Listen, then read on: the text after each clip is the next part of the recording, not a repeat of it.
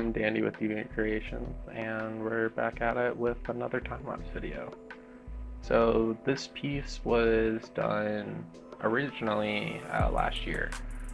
Um, I did it as part of an art class, and I actually made a painting from it. This is the original sketch layer, and I wanted to color it. So that's what I decided to do. I use markers, which have their own, their own challenges. I'm getting better at them, but they still dry quick, and I find it a little difficult to blend. But I think I just need to kind of figure out the medium a little more, and that's kind of the fun thing about art for me is, I don't really want or plan to really be perfect at any medium that I choose, but I can always improve at whatever medium I'm working with, whether that's markers, watercolor, digital, pastel, colored pencil, acrylic, whatever it is. They all have their own benefits and their own cons, and you just kind of have to learn to work with them and not against them, and ultimately that's what's the most helpful. I wanted to do kind of a sunset piece with this character and change up the art a little bit. So in my original painting of the Space Panda, I used acrylic, and I did kind of a day scene on the beach with mountains in the background. And in this version, I made it more of a sunset with a field kind of vibe, because ultimately Space Panda is a traveler. They're an explorer, and they go to different parts of the galaxy and explore different things. So why shouldn't their scene be different depending on however I want to paint it that day? The Space Panda was originally created for Inktober, I think in 2018 or 2019. But I love that piece so much that it's become kind of a recurring character of mine. And yeah, it's super fun to create.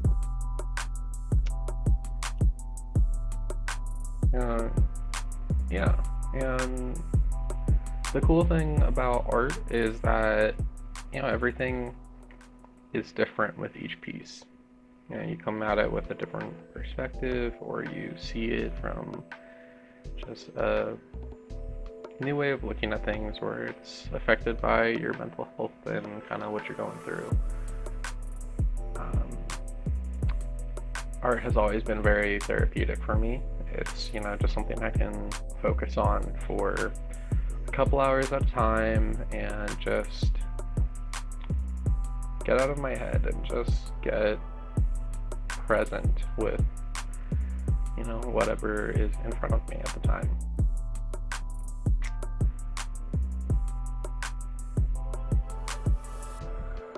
But yeah, let's see, some things that have been going on with me lately. Let's take some time to just kind of talk, and y'all can enjoy the process and get to know me a little better. So recently I've started selling at my local farmers market, which has been so much fun. I love all the vendors there, and all the customers are just really cool. You meet such a diverse variety of people there, whether it's students, young adults, older generations, people from different religious backgrounds, people from different socioeconomic backgrounds, whatever it may be. You kind of find everyone coming together and supporting their community, which is so cool. I love the concepts of farmers markets, and I hope to find more ways to sell in person, because nothing is quite the same as physically seeing someone's reaction to the work that you create. And that's something you don't necessarily get with online orders. Now, don't get me wrong, I'm thankful for everyone who chooses to support me, whether that's in person or online. I couldn't be doing what I'm doing without that support. And yeah, but you know, with online, you can't really see, you know, that person. You can't see them light up as they talk to their friends that they're shopping with, you know, being like, oh, look at this thing that they made, isn't it cool, isn't it cute? Or, you know, they'll just spark a conversation with me. I've met a lot of people who have seen some of my queer merchandise or my you know, my LGBTQ works, and we just start a conversation and we just have such a beautiful time together. It's wonderful. I make new friends, I make a sale, and yeah, I'm just extremely happy with that. And you know, I'm always trying to find new ways to kind of work on the business side of art, because you know, the art side of it is easy enough. It just kind of comes as second nature at this point, but business side is a little more complicated.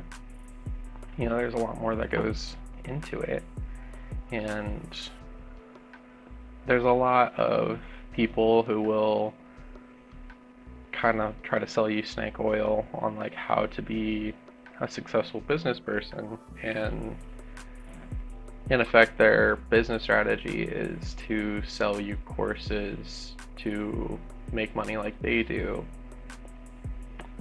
But you know, ultimately, I mean, it works for some people, it does, but for me, that has never really been my approach to marketing. I've tried to do the idea of marketing to myself. How would I want to be marketed toward? And I try to give people their autonomy, their control. I don't try to pressure people to buy things. I try to, you know, maybe gently encourage them to just check out my page and stuff. If they see something they vibe with, great. But I'm not actively trying to get in anyone's head to make them want to buy it. That's my goal. I want people to want to do something, like to want to support me themselves, and not because I tell them to. Yeah, so just kind of taking more of a people first approach with marketing. I know that I get really annoyed at some small businesses or large businesses really for their incessant just advertising. It's just like always in your face. I know that kind of annoys me, and I really want to not have, I don't really want to grow like this channel or anything to really have corporate sponsors. I know that that is a way a lot of people make money, but I would rather put that on my fans so that they can choose to support me or not, and have more of a engaging community that provides more valuable content than, you know, hearing the same ad that every other channel does. Not to say that there's anything wrong with people doing it. We're all trying to make money in our own ways, and I get that.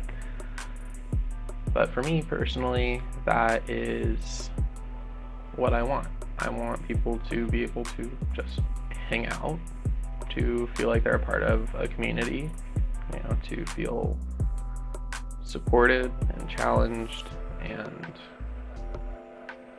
feel like they have the support to do whatever they set their mind to.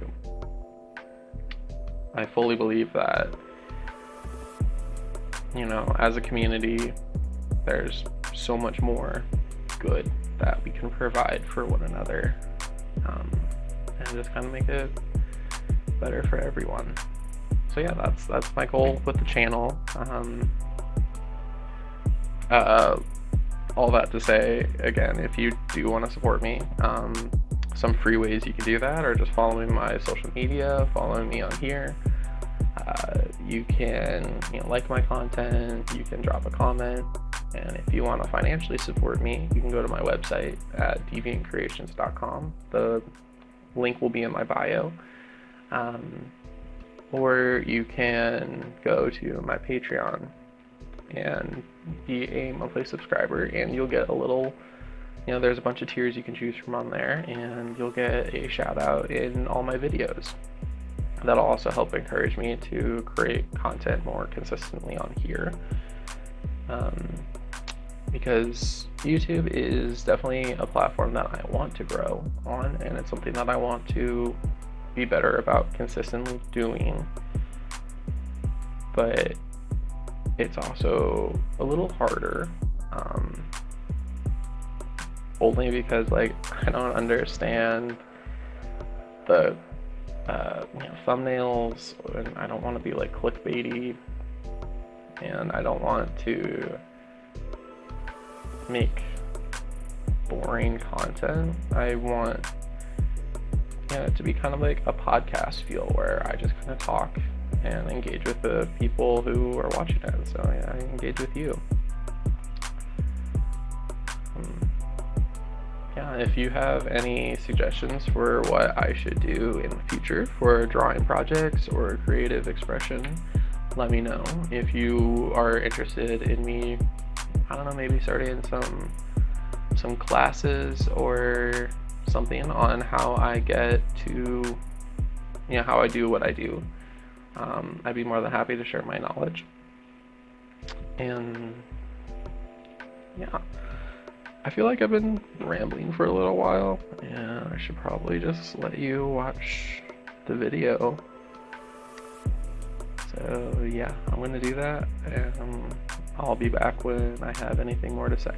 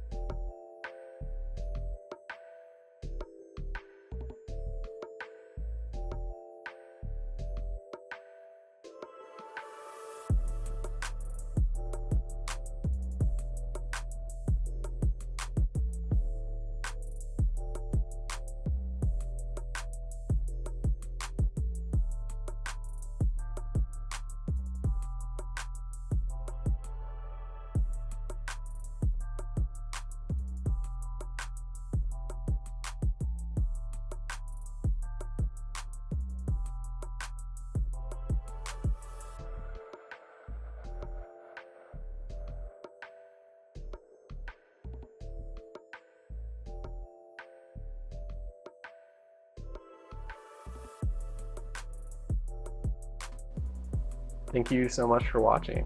You know, you made it this far, and you are awesome. Let me know what you thought of this piece and what I can do better. Yeah, again, thank you so much. You are absolutely amazing, and I believe that you can do anything that you set your mind to. So have a good one, and stay deviant. I'll catch you in the next one.